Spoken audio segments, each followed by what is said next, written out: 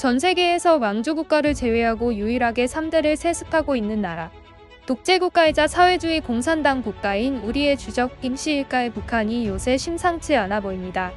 이미 국내외 뉴스에서도 보도가 이어지고 있는데요. 바로 북한 노동자들의 폭동입니다. 북한은 외화벌이 수단으로 세계 곳곳에 자국의 노동자들을 파견해왔습니다. 특히 해외로 파견되는 노동자들은 엄청난 사상교육과 통제를 하는 것으로 유명한데요. 얼마 전 중국 지린성의 공장에 파견되어진 북한 노동자 2천여 명이 공장을 점거하고 집단 폭동을 일으켰다고 합니다. 이는 전례 없는 일로서 북한 당국이 영사와 국가고위성 요원을 총동원해 수습을 시도했지만 오히려 북한의 고위관리자 1명이 사망했고 3명이 중태에 빠졌으며 추가 사망자가 나올 수 있는 최악의 상황으로 치닫고 있다고 합니다. 폭동의 이유는 장기 임금체불에 불만을 품고 이를 벌였다고 현지신문이 보도했습니다. 사실 이 임금체불은 북한 당국에서 중국 측으로부터 전쟁 준비자금이라는 명목으로 가로챘기 때문인데요. 북한의 해외 노동자들은 15시간 이상의 중노동에 시달리며 처우는 노예나 다름없고 임금을 받더라도 60% 이상은 북한 간부들에게 그대로 반납해야 한다고 합니다. 하지만 그마저도 이번처럼 임금 전액을 빼돌려 전쟁 자금으로 쓰이기 일쑤여서 사실상 노동자라기보다 노예나 다름없습니다. 또한 불과 며칠 전에는 아프리카 콩고공화국 건설 현장에서 일하던 북한 노동자 수십 명이 또다시 폭동을 일으키는 등 세계 곳곳에서 북한 노동자들의 폭동이 심화되고 있다고 합니다. 이렇게 북한 노동자들이 조직적으로 하나의 목소리를 내는 것은 집회 및 시위의 자유가 철저하게 억압된 북한 사회에서는 대단히 충격적인 사건으로 보고 있습니다.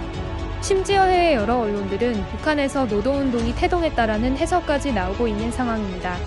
한 소식통은 이러한 폭동의 주동자들을 장마당 세대라 불리는데 이들 장마당 세대들은 북한의 고난의 행군이라 불리는 90년대에 태어난 세대들로 북한이 핵무기 개발을 고집하면서 국제사회로부터 고립되고 거기에 기근마저 겹치며 국가로서의 기능이 상실되자 제대로 된 국가 배급 혜택을 받지 못하고 장마당이라 불리는 시장에 의존하며 살아가야 했기에 이런 이름이 붙여졌다고 알려져 있습니다.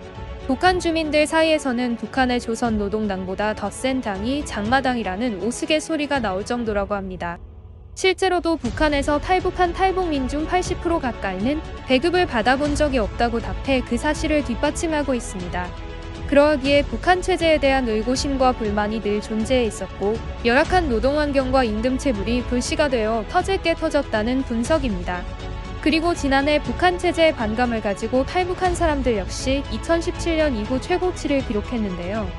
그 중에서도 MZ 세대들인 20, 30대 젊은 층이 절반에 가까웠으며 전체 탈북민들 중 상당수가 외교관과 해외주재원 그리고 유학생 등 고위층 엘리트들이 넘어온 것으로 파악되었습니다. 그들은 해외에서 보고 들은 정보들을 통해서 신처럼 떠받들던 김씨 일가가 그동안 자기네를 얼마나 속여왔는지에 대한 배신감과 분노가 끌어올랐다고 말했습니다.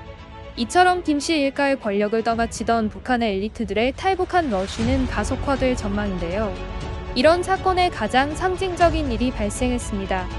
얼마 전 북한의 쿠웨이트 대사관의 규모를 줄여 이사하는 과정에서 김정일 초상이 담긴 일명 선전화를 잃어버리는 일이 발생했는데요. 이 일이 문제가 될 것을 우려한 북한 쿠웨이트 대사 대리인 류현우 씨는 가족들의 미래까지 나락으로 떨어질 것을 우려하여 탈북을 결심했다고 인터뷰에서 밝힌 바 있습니다. 해외에서 거주 중인 북한 엘리트들 뿐만 아니라 북한 내에서도 이상 징후들이 감지되고 있는데요. 북한 당국은 김정은에 항의하는 불평분자를 색출하는 기관을 신설하였다고 국정원이 밝혔습니다. 거기에 더해 최근 북한의 열병식에서 이상한 점이 있었습니다. 통상 북한의 열병식은 군부대와 전쟁 무기를 과시하기 위한 슈이며 내부 결속을 다지고 자신들이 강력한 군대를 보유하고 있다는 허장성세에 가까웠습니다. 그런데 뜬금없이 군대 무기나 군부대가 아닌 방패로 무장한 시위 진압부대가 등장했습니다.